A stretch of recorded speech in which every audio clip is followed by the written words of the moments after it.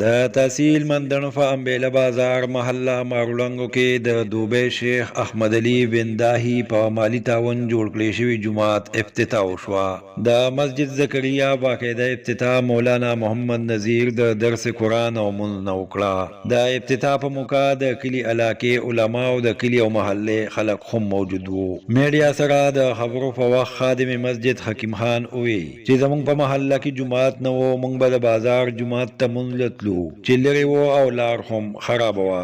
هغوی وایي چې زما تر جومات له ځمکه وقف کړه او د دوبی شیخ احمد علي ونداهي راله پیسې راکړې چې زموږ جومات پرې جوړ شو او نن یې موږ د علماو په لاس افتتاح وکړه. هغوی وایي چې زموږ کوشش دی چې د جومات د پاسه مدرسه جوړه کړو چې د محلې ماشومان پکې د قرآن او حدیث زده کړې وکړي. مولانا محمد نذیر د جوماتونو په اهمیت او ضرورت رڼا واچوله او شتمنو خلکو ته اپیل وکړو چې د جوماتونو په جوړولو کې خپل مالی تعاون کوي، ځکه چې جومات د الله کور دی او څوک چې جومات آبادوي الله به یې دنیا آخرت ښایسته کوي. هغوی د محلې خلکو ته اپیل وکړو چې دا جومات په اعمالو آباد کړي چې ټولو ته یې ثواب میلاویږي. موږ نن د خپل جومات او د زکریا مسجد افتتاح وکړله او موږ ته د جومات ډېر ضرورت و دلته.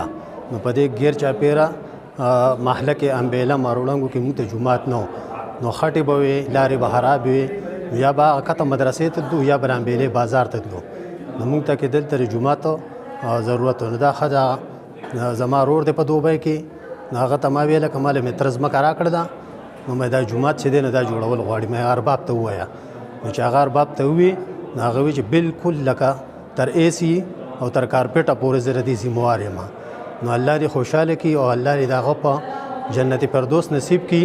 70 لک روپۍ مال راولېږلې او ما په دې جومات او سره د تبلیغیانو کامره ده په هغې مو ولګولې او الله پاک دې د هغه جنتونه نصیب کړي او الشیخ احمد علي ونداهي د هغه زما د ورور ارباب دی او بس دا یې موږ له جوړ کړو او ډېره ډېره شکریه، ډېره ډېره مننه.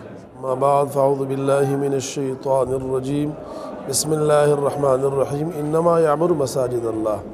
محترم عزیزان ورونو، دا یو جومات افتتاح وه. په دغې مناسبت سره د جومات خدمت کول، په جومات کې مال لګول دا د ایمان نښه ده.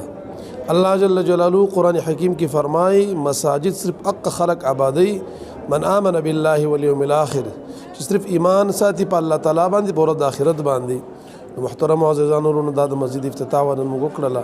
څومره زموږ مسلمانانو کېدلی شي مساجدو کې خپل مال لګول، یوازې لازم نه د تعمیراتو کې لګي، د دې د علماو د امامانو دپاره نور چې کوم دی د طلباو دی کې چې کوم مدرسه کې سبقونه ویلی کېږي، مثال کې مسجد کې قرآنونو ضرورت وي سوي، دا یې ساري ثواب دی. د مرګ نه بعد به انسان ته پوره د دې چې کوم مطلب پته ولګي. خو چونکې افسوس به بیا وکړي چې هغه انسان چې چا نه کړي او که چا کړي هم به افسوس وکړي، ځکه چې هغه به ډېر کم وګڼي چې کاش ما خپل ډېر مال په دې لګولی وی. صرف د مرګ نه بعد د انسان هغه په کار راځي.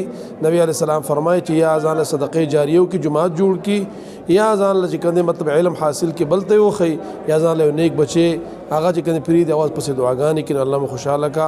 مساجدو چې کوم مطلب دا دی کوشش کوئ چې خپل مال په مدرسو لګوئ، په مساجدو لګوئ، په مراکزو لګوئ، په دیني چې کوم ځایونو باندې لګوئ. دا به د مرګ نه بعد موږ تاسو ته په ټولو ته چې کوم مطلب ډېر نفع راکړي. الله دې عمل کو توفیق نصیب کړي. آخر دعوانا الحمدلله.